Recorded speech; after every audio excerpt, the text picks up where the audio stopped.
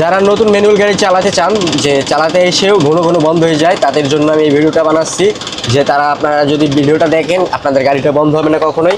এই যে আমি 1 নাম্বার গিয়ারে দেবো, এই দেখেন আমার বাম পায়ে খেয়াল করেন, আমি যে আপনাদের দেখানোর জন্য আমি গ্লাস থেকে পা সরিয়ে নিয়েছি, ঠিক আছে। তো এই দেখেন আমি এই যে গাড়িটা কিন্তু পিছনে যাচ্ছে, হ্যাঁ, আমি এই যে 1 নাম্বার গিয়ারে দিচ্ছি, ঠিক আছে। এই দেখেন আস্তে আস্তে ক্লাস ছাড়তেছি, এই সামনে যাচ্ছে, ঠিক আছে। এই যে এক্সেলটার দিব, হালকা হালকা গ্লাস ছাড়বো, একটু ছাড়ার পর এক্সেলটারে দিব, তাহলে হবে কি ক্লাস প্লেটে প্রেশার পড়বে না, হ্যাঁ, আর ক্লাস প্লেট ক্ষয় হওয়ারও চান্স থাকবে না।